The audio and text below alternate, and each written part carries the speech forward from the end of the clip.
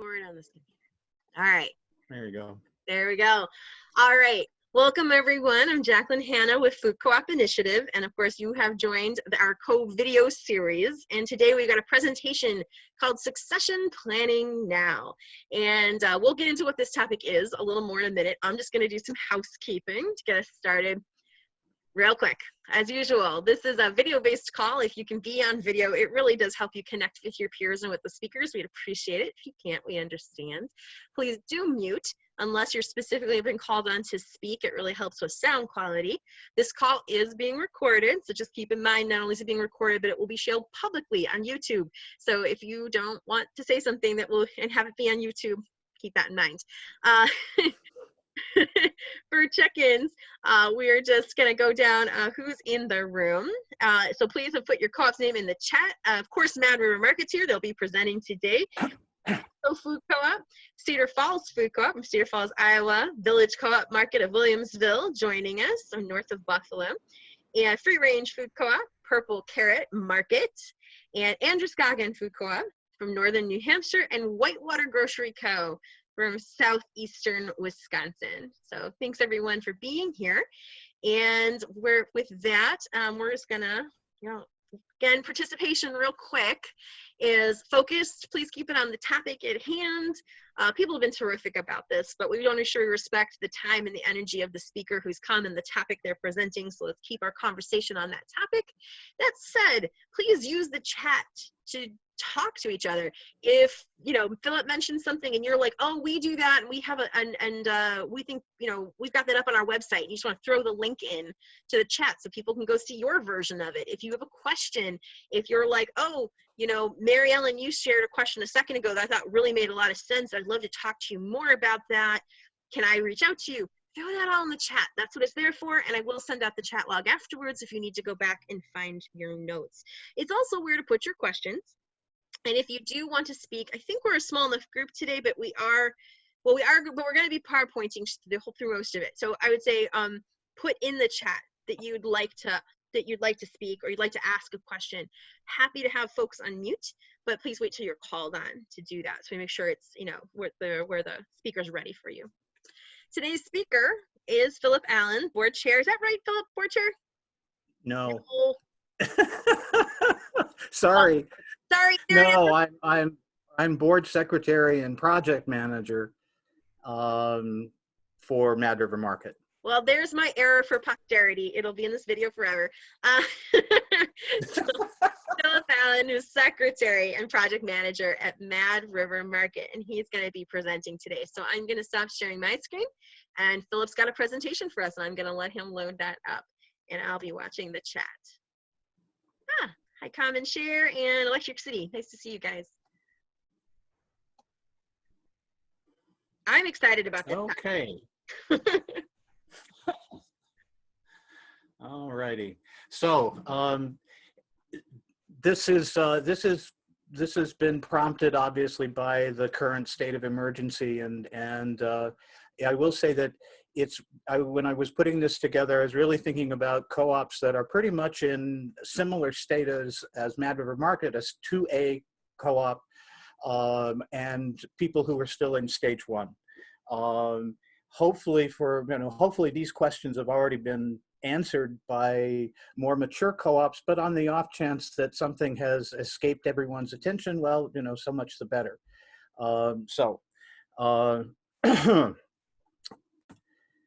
Let's see if that's, oh, there we go. Okay. My computer is a little laggy today, so hopefully this won't be too bad. So, and my remarks are largely, I'm reading to you heavily. I hope you'll forgive that. But I was concerned that this slide presentation would be divorced from any audio and not be as useful or as informative down the pike. So I hope you'll bear with being read to. If you hate it, you could go away and not listen for a while or something. But anyway, so like a lot of co-ops, a lot of startups, our co-ops volunteers are largely older, often retired people, including many of our board of directors. And the pandemic has brought a sudden illness and death into critical focus and led us to ask ourselves, what would happen if a key person were to become seriously ill or die? What if that person is the only one with vital information like passwords or permissions, or who is the official account owner for key software and services? In my board situation, the most critical person is me. And so this was in part making me put all these pieces together as well.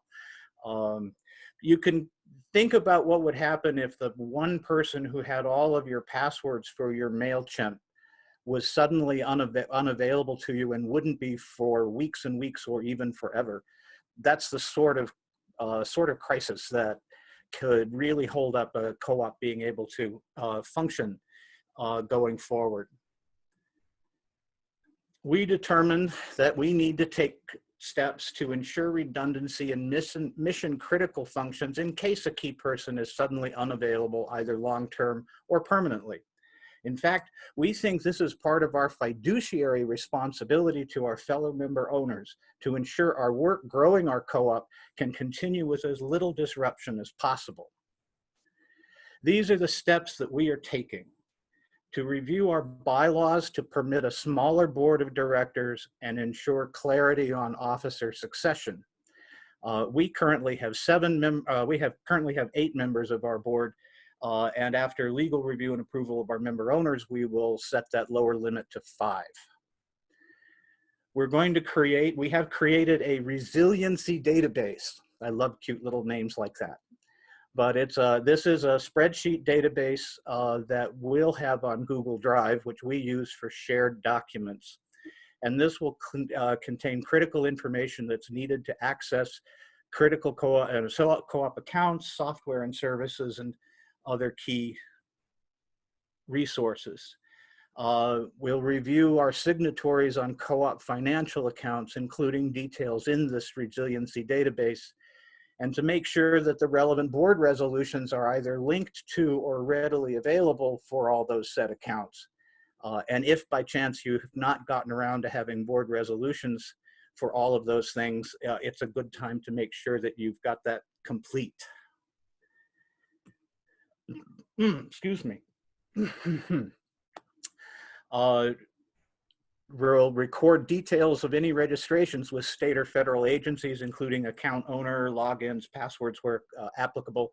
And this is things like our federal and state tax registrations, accounts with state and federal small business administrations, state USDA, state agriculture, the single account management system, all of that sort of thing will be stored in this particular sheet. And to record account ownership, account numbers, login, and password information for all co-op programs and services. And this is really all of the stuff that we use routinely, whether it's cloud based on internet-based or cloud-based or device-based, so that access to Google Suite is not backed up somewhere, that ownership of the MailChimp account or ownership of the our co-op phone account is clear. All of that stuff is easily, it can be really, really hard to find if it's not backed up someplace and it's only in the possession of an individual. I think for a lot of us, especially smaller co-ops like ourselves, younger ones, it's really hard to afford commercial accounts with a lot of different services or software. So we rely on individuals. The individual account access, and it's really important to know that you have a way to get access to one of those accounts if you need to try to switch ownership, or there are all kinds of situations where I can conceive of people being really up a creek if they couldn't get access to email, MailChimp, PayPal, etc.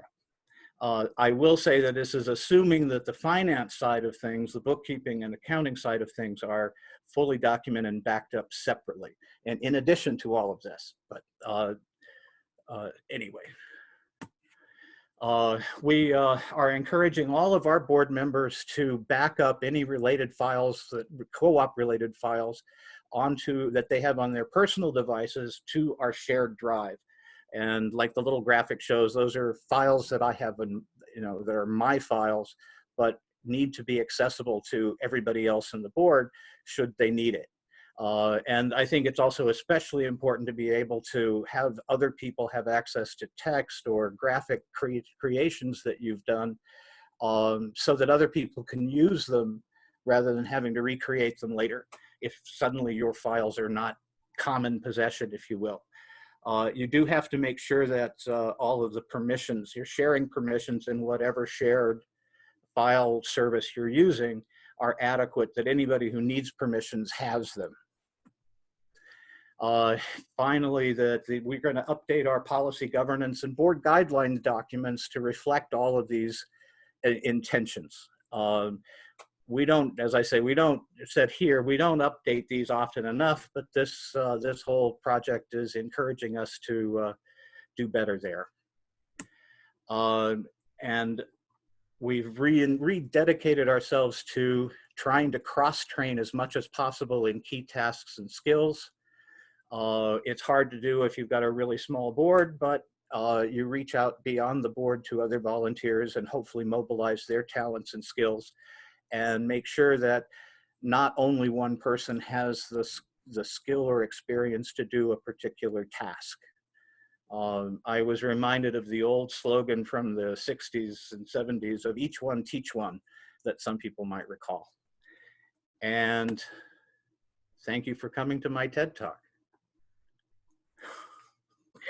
All right, well, let's slow down and back up and go back to some of the slides, because I think people have a lot of questions that we're starting to come through. Can we go back to the slide deck toward the front? Sure. So you brought up why you guys decided to do this, and it's interesting because the word succession planning, I think, usually means to people, well, who will be board chair if something happens to X, happens to our current board chair? And they don't necessarily define it the same way as you guys said. Let's go to the next one, the go forward one. So ensuring redundancy, you guys kind of defined that a little differently. I think I want you to forward even more. Sorry. One more. I want to ask you some questions. Alrighty. I think folks had questions for you. So one more slide. Okay. So first thing you said is we reviewed the bylaws to permit a smaller board of directors to keep functioning. So this is interesting. Walk us through this. So you currently have how did we come to that decision? Yeah, how did you see that as like the first step in making sure that you had a plan if something happened to someone on the board? Well, this is actually it's somewhat separate from the strict redundancy stuff, but we had been talking about the possibility of running below our mandated board complement at about the same time we were talking about some of this other stuff. And I think in my own head, it all got consolidated. From our perspective, it was, we wanted to be sure that if we did for some reason fall, we didn't want to fall below our stipulated minimum number of board members to be able to, legally and properly conduct business. And just to give us a little more leeway, we've decided that we should revise our bylaws to allow us to operate with 5 rather than 7. Mm-hmm. Because it was just a way to give ourselves a little more ease, if you will. So this is an interesting question for all of you. Take a look at your bylaws. I've been amazed as I teach the Quick Start class how different everyone's bylaws are around this. If you have a maximum, if you have a minimum, if you don't have a minimum, actually is a little bit of a problem. And I'll just say real quickly why, which is by your laws that you're incorporated under, you really only have to have 3 executives, sometimes 2, and you're allowed to function. But that's not cooperative, but it could happen. If you had, let's say, nobody wants to imagine this, but you had, divisiveness on the board and half the board leaves. Well, those other 3 could decide to just run the thing and not actually appoint anyone, even if you're 9 months out from elections, because you don't have a minimum of representation from the ownership base to move forward. So minimums I do think personally, I am not a lawyer, let's say that. I think minimums are important because a lot of us, especially startup groups, don't want to think about, but part of our job is to fail safe and stress-proof to potential problems in the future. So for maximum, Peter asked about maximum. Do you guys have one, Philip? Mad River Market has a maximum of 15. We've never had more than 13 on our board. Okay. So it's an interesting question. We continually recommend 7 to 9 board members. And so I'm a big fan of minimum of 5 to even function. Otherwise, they must immediately appoint or have an election. But I'm a fan of a maximum of 9. That said, a lot of startups are moving toward 11, 13, even 15 these days, and they swear by it. So I think that's your call. I would definitely, you probably want, the reason we want to set these things is because the more we leave up to extremely broad interpretation, there is the potential for people to come in with agendas. And that's mostly what we're safeguarding against. And so, you know, it's not like a, oh my God, we have to do something tomorrow thing. But I think it was interesting that Mad River said, you know, we should go back and put in a minimum. If we don't have 5, we've got to do something. Like, we can't just keep functioning like that. And what does yours say, Mad River? Like, yours, does it say if we don't have 5, we just stop functioning? We have to immediately appoint? We have to have an election? It doesn't stipulate. That's one of the things that we have to build into it. We simply say that we have, the board can be as must be at least 7 and maybe as many as 15. But it doesn't say anything about what happens if we go below that for any reason. So that's part of this whole review process. I should say that this is something that we've just started ourselves, and so my little note deck here is all very much a work in process with my fellow board members and a handful of other people that I've invited to look at this and say, hey, does this make any sense? Mm-hmm. I wouldn't present this as any kind of a polished, finished template for people to use. No, but I love that you thought about it. And I just wanted people, I do think it's a worthwhile thing to think about, and that you thought it as part of your, you know, emergency planning, is that we have to have a minimum. And I'm just going to throw out there again, we're not going to go further in bylaws. We're going to go to his next slides, because there's actually stuff I think you guys have more questions about in the, they were collecting the data. Okay. But my last comment on this is just that, if you can say that the board must appoint, because the safety gap in that is that anyone who's appointed must be elected at the next board election. They automatically have to be up for election. So some are like, well, should we call an emergency? And I've seen this emergency vote, and I'm like, you know, the safe gap against, you know, tyranny of the co-op is, even if, you know, one side of the board leaves and the other stays and they appoint only their friends, an election comes shortly thereafter, and that's your safe gap. So I'm not going to go too much further on this one. Philip, it sounds like you have one more thing. I will say, actually, we do allow for board appointment for any vacant term.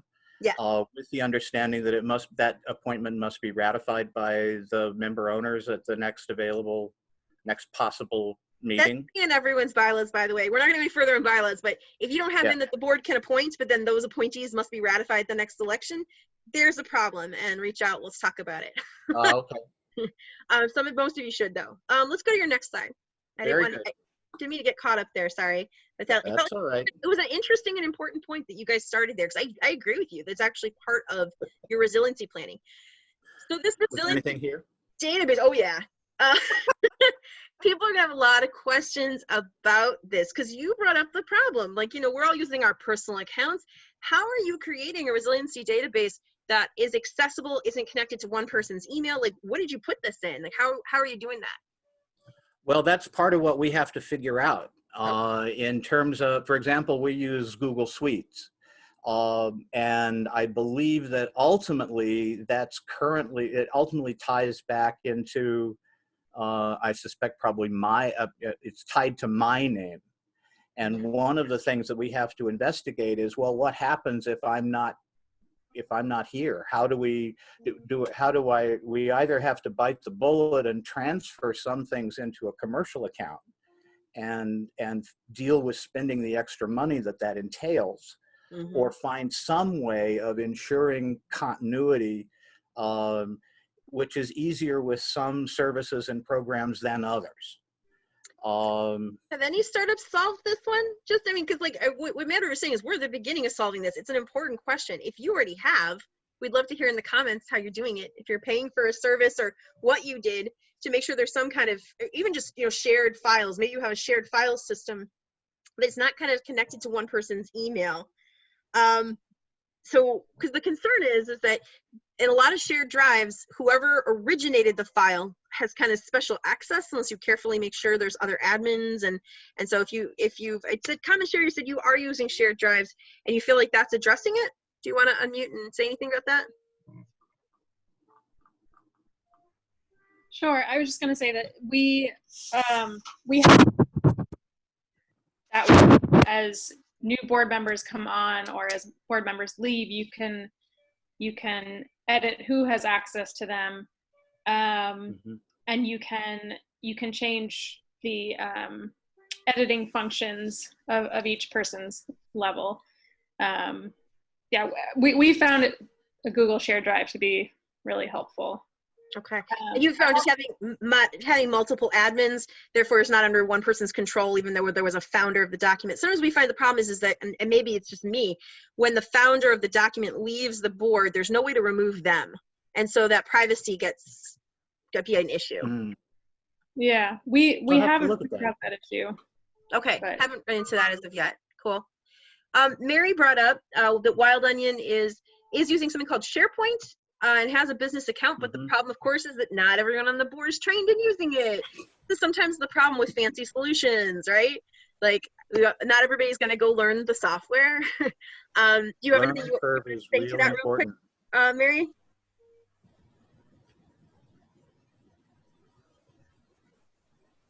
Whether G Suite basic level works. It's working for us, with the exception that we found that we needed to buy extra storage.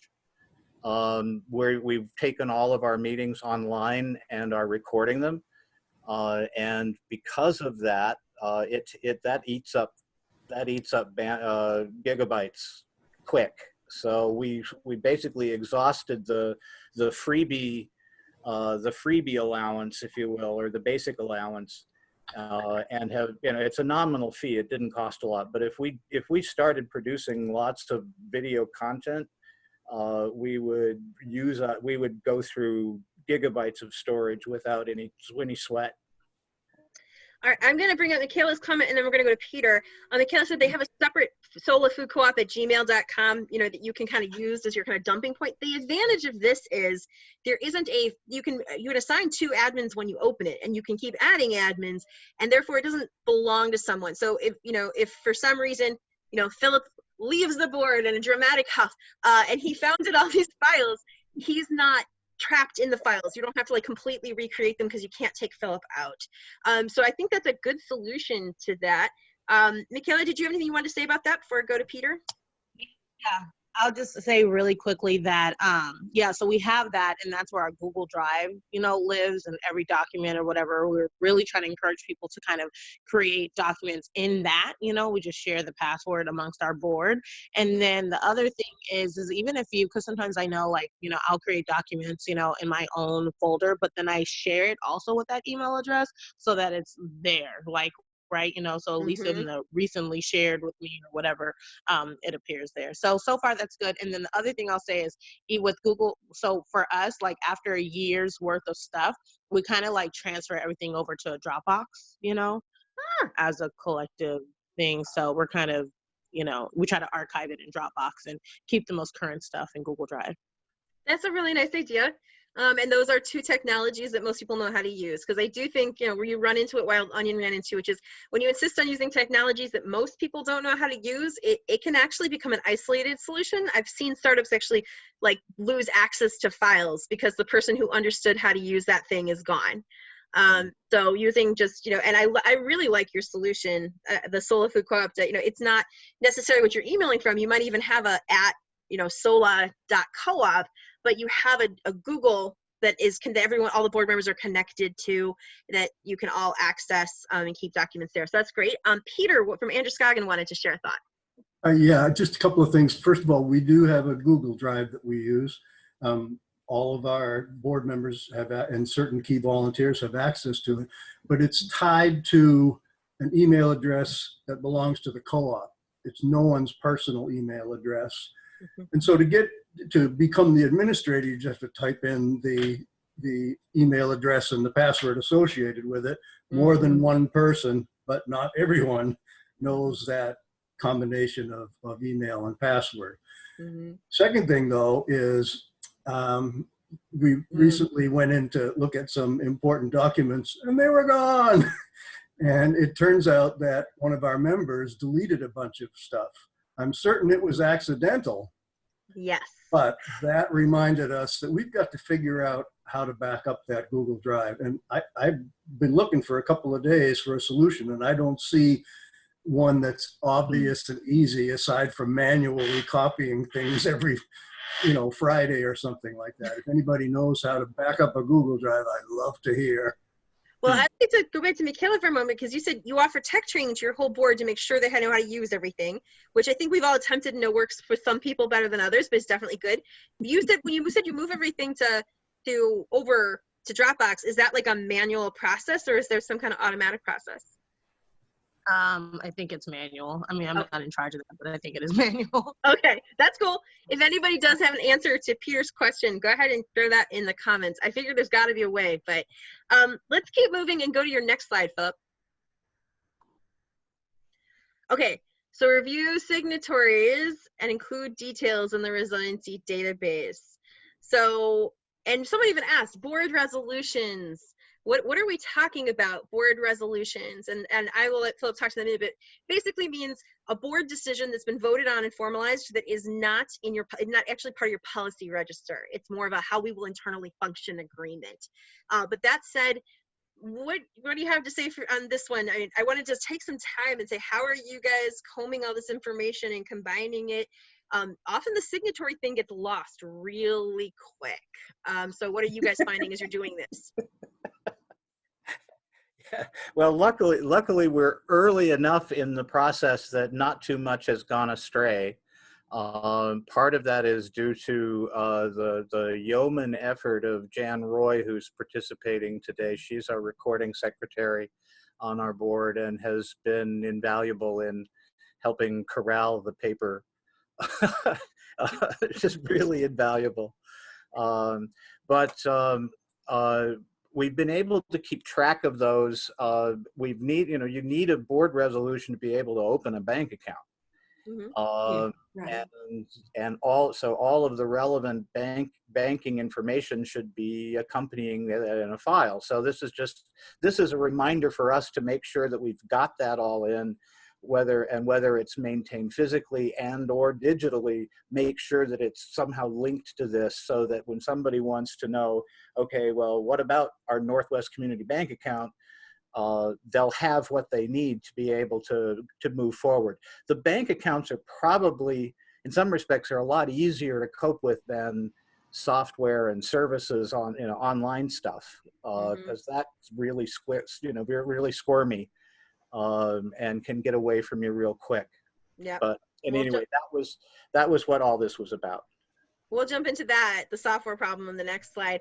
I would say with this that this is where I get a little nervous when startups are only using Google Docs and shared documents, because I would want scans of that board, those signed banking agreements. Like I would want any paperwork that's connected to that board resolution to open the account. I would put that in Dropbox. I would have a spot in Dropbox for keeping those kind of formal documents. I don't love keeping them over in Google, because I like what Michaela pointed to me. Google is for the living documents we're all kind of need to be in. And then and you don't have to do this, but I really do prefer the security of Dropbox for like important documents, like duplication over there. Okay. For what it's worth. I thought that was a good point. And you're right, it is easier with banks. Banks actually, in a weird way, they have more ability to work with you and trace down who the heck signed what and get the right paperwork and prove to them what's going on, and it can get solved. Software's harder, so let's go to your next slide. Who here has, this is registration in the state. Okay, so this one, folks just need to even have a list of which registrations they need. Not everyone on the board wants to know this stuff. Not all of us have the right brain for it. And then it turns out it's only in one person's brain. So what all registrations are you guys making sure you're keeping track of, Phil? Well, tax registrations, for example, The state of Connecticut has a corporate registration that you have to maintain on a periodic basis. You know, pay money to the state to keep yourself current. There's the single award management system that requires annual updating. The Dun & Bradstreet is also tied into the whole federal grant stuff, so you have to keep track of that. And it's easier if you don't let it lapse and have to reestablish it, because getting all of these things set up is a certain amount of pain in the ass stuff. And if some of it you won't, if you never go for federal grants, like through USDA or SBA, you don't have to worry so much about single award management system or Dun & Bradstreet for that matter. But you know, any other kind of state registrations that might be relevant, local registrations if that's part of your municipal requirements. I guess this particular sheet is, in my mind, is for all of those details of how you stay legal and how you stay in compliance with these kinds of agencies, maintain access to them in some cases. This is true especially for like USDA grant database stuff. You want to keep track of who's contacting that or how you get access to it. Yeah, system for award management. Yep. So this one I want to also put a little cautionary tale on and be careful. Again, nobody wants to imagine getting into a situation where the board gets divisive, but this is the tension. If you have this in a spreadsheet that every board member has access to, you better remember when people leave the board, no matter how much you love them, to take them off all documents the day they leave the board. And I have seen so many startups not, and I have actually seen a couple sad incidences of information being stolen. Usually it's actually the owner database, but it happens. And so if you're going to have broad access, like you're going to have this document, all board members can access it, which I'm not against, then you have to have very careful protocol in place. You need to think about having protocol for a board member's leaving the board. Here are the things we need to do as soon as that happens, whether we are so glad they're leaving or we're crying because they're leaving, we still have to do it. Like, we need to follow the ritual. So be careful with this. Some boards do choose that this piece would only be accessible to those who are in board executive seats. So we may end up deciding to do that. I'm torn on it. Like, I'm not advocating, but again, well, my only concern is that the access not be so limited that you run into that same key person, that key person frailty, if you will. And I mean, touch all the available wood, we won't confront being in such a situation. But and I've thought about a lot of this in terms of, we'll have to put in place some way that there's security around all of these documents, perhaps with some restricted access depending. And I think, just much like you need to have a process for onboarding a board member, you need to have a process to offboard them. And very good point. I think that was, another project for our governance is to build that part into our guidelines too. I like that. Yeah, right. The measure has to be the worst case scenario. Exactly, Marilyn. And again, this is hard in some of us who have not served in roles where we've had to think like that before, because we are amongst friends. Most of us are, we know we're volunteers organizing amongst friends. But you do have to, it goes back to fiduciary responsibility. I love that you brought that up, Philip. That this is about fiduciary responsibility to your entire ownership base, not just your relationships with your fellow board members. And that kind of policy and transparency is what allows us to function with fiduciary responsibility without taking it personal, because it's just policy and we've put it there to protect the co-op. So that said, I want to move to your next slide. Okay, who here has ever worked for an organization that lost access to their Facebook account, their website, something like, there's one out there that no one even knew existed? Okay, this is the most common place to actually lose control and access to important things. Actually, this is the one that happens more often than any other. So let's go into, really keeping track of all the different softwares, social medias, and who has access to them, who has admin access, who has passwords. So if you want to go into a little bit of what you guys, how you're digging into this. We are going to be, actually, we're going to, I have a Zoom meeting with a board member or two tomorrow afternoon, and we're going to sit down and just go through everything we use. And while we're together, we're going to fill in the blanks. Facebook, these are the people with admin access. This is, account ownership, all of that stuff will get built in. We think that it will reveal weak points where we need to take steps to either change account ownership or otherwise. But it's going to be a matter of sitting down and looking at what do we use to produce what we produce. Whether it's Office, Microsoft Office suite products, Adobe products, the whole gamut of things that we might ordinarily use. So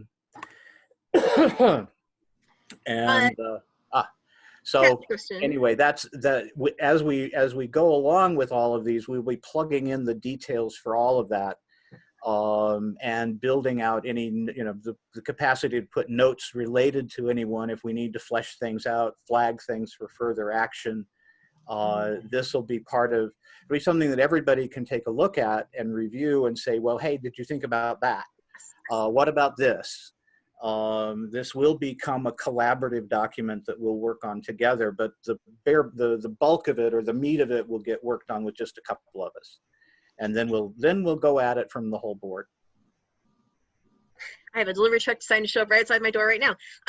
So I would say the one thing that's that gets to, and we'll get to it at the end. I want to talk to you about.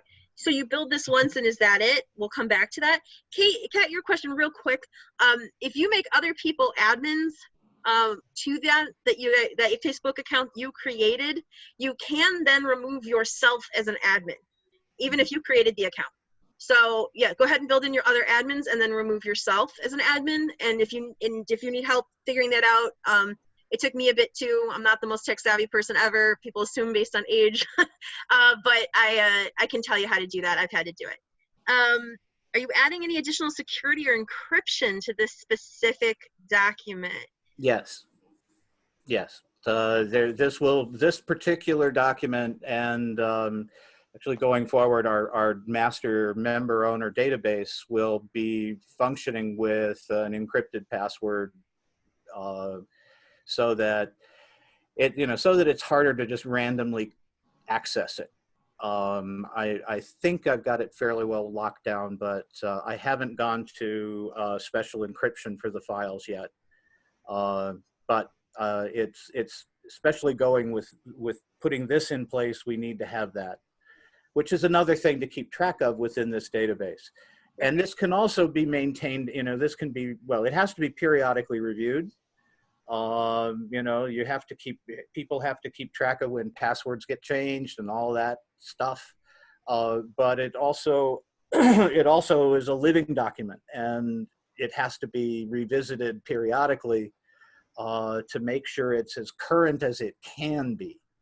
You're not going to be updating this maybe not even monthly, but quarterly you should take a look at it, I think, and make sure that nothing has changed that needs to be tracked.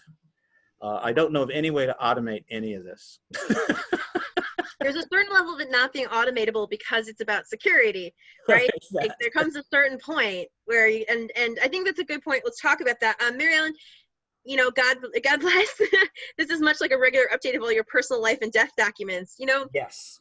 Bless those of you who have that in hand. Not all of us are doing that annually.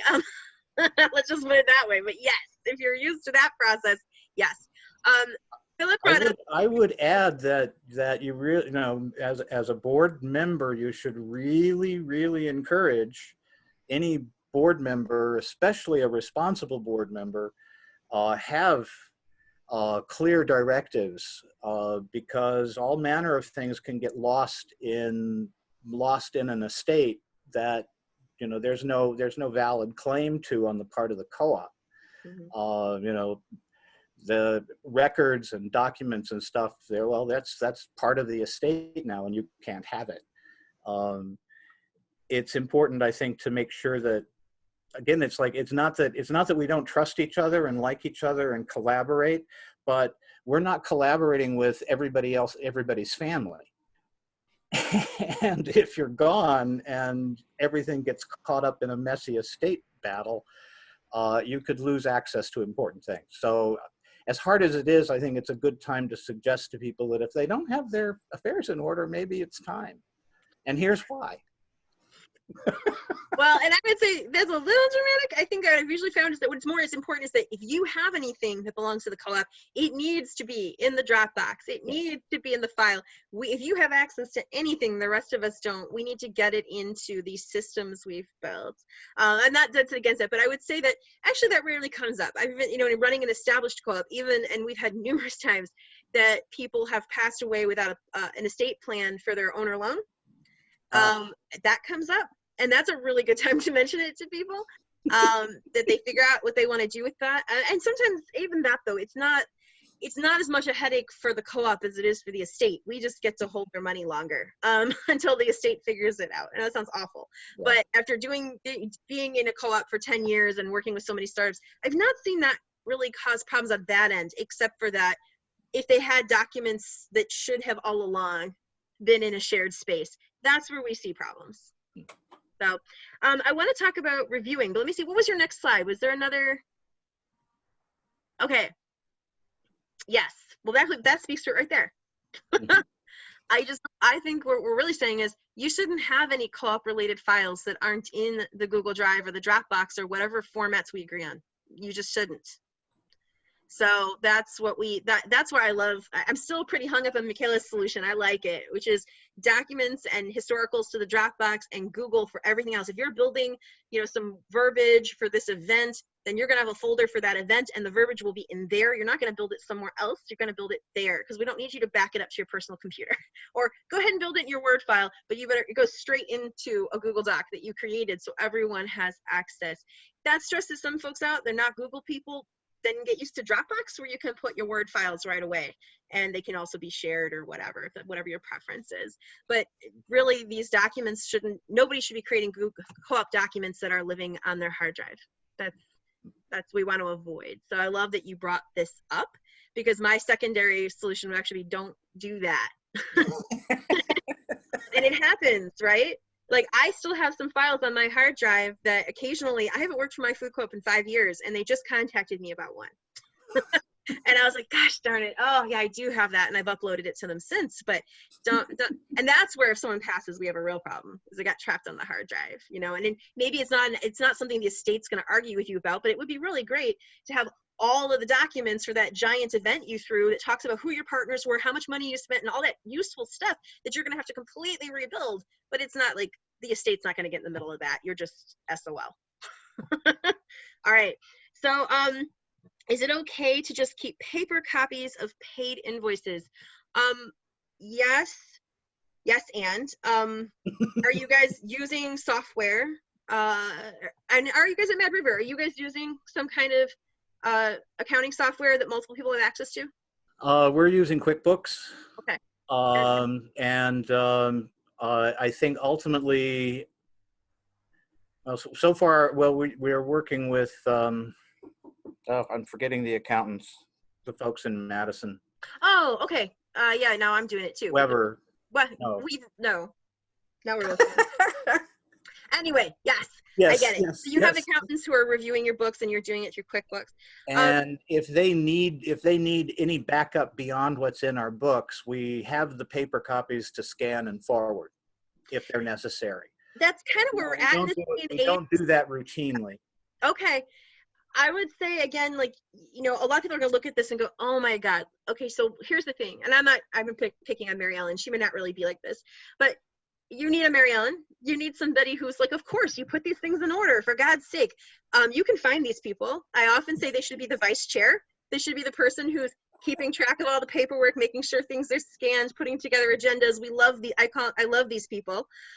You need to find them because in this day and age, I mean, like, yeah, we're a tiny nonprofit. We work with the same accounting firm. We scan every single invoice to them.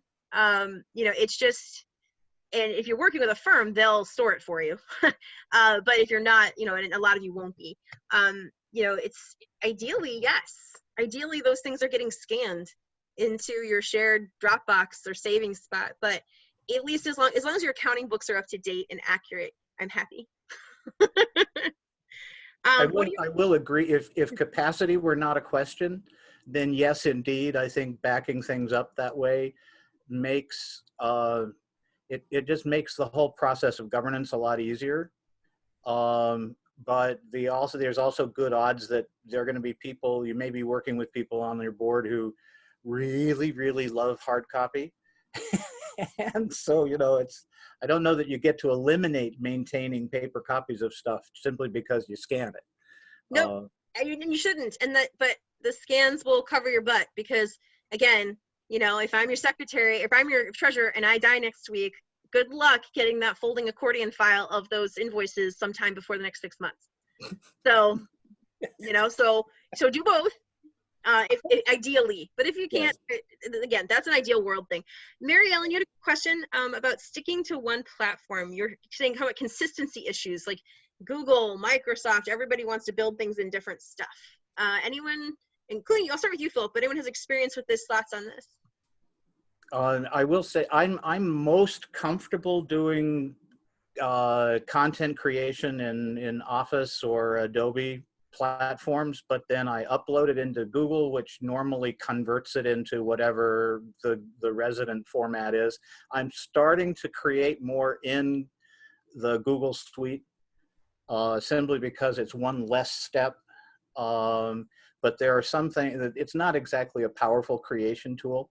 Yeah. So if I want to amuse myself and think I'm fancy, I'll go do it at another platform and then port it up.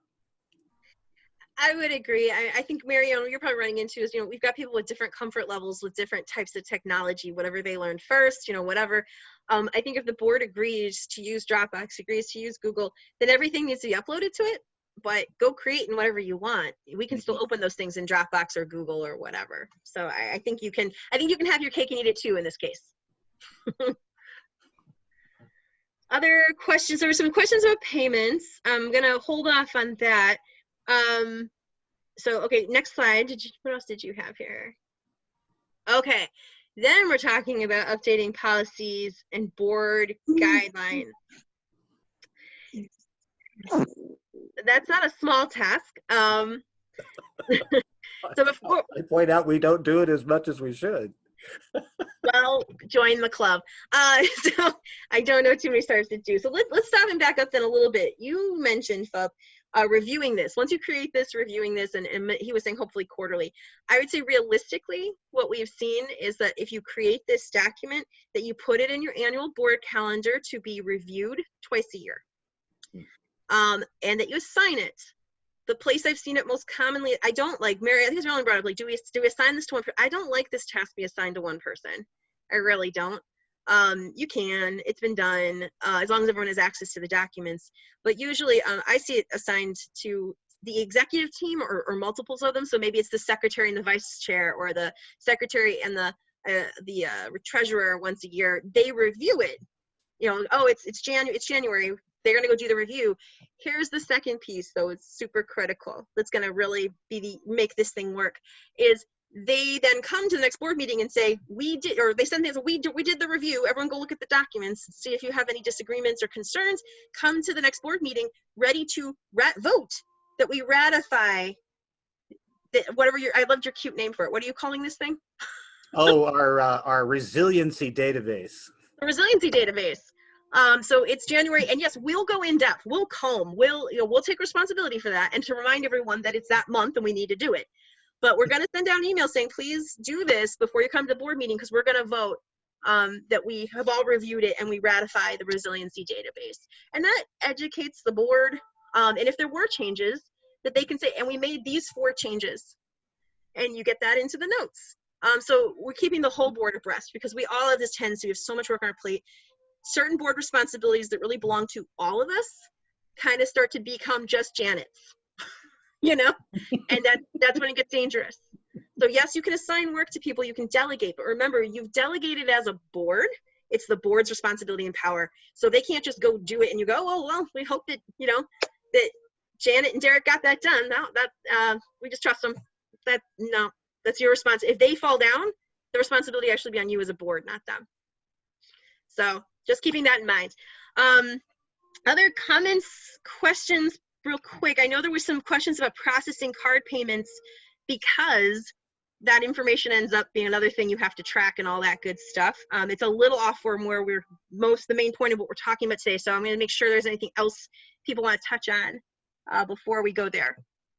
Anything else with, you know, putting together this resiliency database, what should be in it, how to, or successes you've had that you want to share with your peers, like what you guys are working on with this?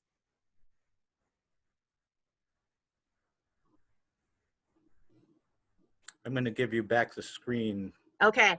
So my rules always count to 10 before I start talking again. Okay, so we'll go there. Marilyn has asked about processing card payments, you know, because you got all this record keeping you're doing. What are folks using to process card payments? I'm assuming for ownership shares and tracking that kind of stuff. Does anybody want to throw out what's working for them? We currently use PayPal for our online online sales, both shares and the little bit of swag that we have. We haven't pushed that very much yet, but we do have swag, and it's a revenue stream, tiny as it is. I believe we're also using QuickBooks for invoicing. We offer people the option of an automatic monthly payment to make their share, to pay up their equity share, or to be invoiced. And for people whose incomes are precarious, we encourage them to be invoiced since we don't assess fees or interest. And it's just smoother than having PayPal bounce their, you know, it just, you know, rather than having PayPal repeatedly bounce them, it's easier to encourage people to go the invoice route. We're small enough still that doesn't present a huge burden on our bookkeeper treasurer. We might need to change something or more automate things as time goes on, but we're kind of grappling with how we would integrate PayPal and QuickBooks, which apparently isn't easy. A bunch of people here have said they're using PayPal. Have any of you integrated it into QuickBooks? I know it's possible, but I also know it's hard. Anyone done that? I think that's Marilyn's point, is that she's tempted to stay with just QuickBooks Swipe because then it's all integrated. And I think that enough groups are saying this, and I have heard that enough groups that PayPal taking care of the payment plan is just such a huge boon and such a gain that not doing it is not been a choice for many startups. That is predominantly the one used. But you're right, it's not integrated into QuickBooks. so it's, I mean, and I think there is a way to do it. I've heard there is, but software is not my thing. I'm sorry. But if anyone has any answers, I've heard Westchester says not yet, so I get the impression you're going to try it. And yeah, same with Square. Square is not integrated into QuickBooks easily. So you've kind of got these two systems going on. So QuickBooks Swipe it's a clunky thing, but it keeps everything integrated. So that I think is a challenge every startup is kind of up against. I don't really have an answer for you there. Anything else around all of this? Where to find all that state information, databases, what's worked for you guys? All of these various things just came up as we were chasing various opportunities for support or funding, or, you know, getting ourselves legal. A lot of these questions were, a lot of those things were done in our first months of the first months of being in existence. But other things came up as we investigated, you know, whether or not we could qualify for one kind of funding or another.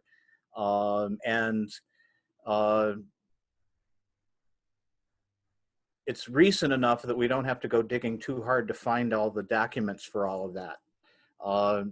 If anybody here is a really early stage co-op, I would really encourage keeping this information from your earliest, rather than trying to go back later and piece it together. one of a number of things where I wished we'd been a little more organized when we kicked off. But, well, and it's hard in stage one, both to be organized, and actually there often are, not always, some interesting transitions from stage one to stage 2A. There can be major board turnover within a year or so often. And so sometimes it's hard, like you create those original documents and you try to hand them off as you're leaving and you try to do the right thing, but there isn't someone to catch it. And that's why I like it assigned to a team. Not a person. It's just so easy to do this thing where we keep going, well, you know, Janet's really good at this and we got so much going on and we're in stage one. And then when Janet leaves, there's no one to quite catch it. And it hasn't been said, oh, well, the treasurer and the secretary will be in charge of this. You know, so there's at least a team or something, you know, multiple people, and it gets lost, even if that good work was done in stage one. Although it is pretty uncommon, and I agree with Philip that if you can find the capacity, do it. And I'd say look for that person who loves to keep track of all this stuff. They're out there and they're incredible humans, and I'm so grateful for them. But you need one on your board. Okay, I'm gonna just take this moment to thank Philip from Mad River for sharing their saga and their story and what they've learned so far, what's going on. I do want to talk to you guys real quick about what's coming up. So predicting the future really with Don Moffitt. So we're done with COVIDeo for the week. We're starting to like carve it down to 2 or 3 a week. Now that we're well over a month into the series. This one's going to be a big one. Come to this one. Don's going to talk about what you can and can't predict about your business feasibility in the future and what to do about it, and where we just don't have answers and where we might.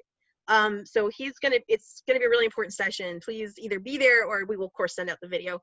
Outreach Confidential number 2 and Board Confidential number 2, we did these as an experiment. These are peer conversations, lead outreach person or the board chair for each of those sessions. And it was successful. People really enjoyed it. We're going to limit attendance to 15 though, because everyone needs to talk. So please don't send 2 members from the same co-op. And do know that registration is limited. The registration pages are going live on Facebook today, later today. So you want to get in there and register if you're going to do those. And then market studies. Debbie Swasuna from G2G Research, also with Colluminate, will be here. She's going to be interviewed by Darnell Adams, who was a project manager for a startup co-op who got the market studies, who ran the pro formas, who found sites. And she is going to interview. It's interesting. Sometimes we find the experts, they have great knowledge, but they don't necessarily have the startup lens. And so they don't share certain things that they know that would be helpful to us. They're used to working with general managers. So Darnell is going to, as an experienced project manager, is going to interview her about all the questions and doubts we're having about our market studies now and what will and won't change. So they've teamed up before. It's always a good show. So they'll be here to talk about that. If you've got more ideas and topics, let us know. We do plan to wrap up the COVIDeo series by mid-June, but I did want to mention that people have asked, coming out of this, we do plan to continue peer sharing groups. So it used to be regional, and we have found that when they were done by regions, that left a lot of people out. There just wasn't someone to run one in their region.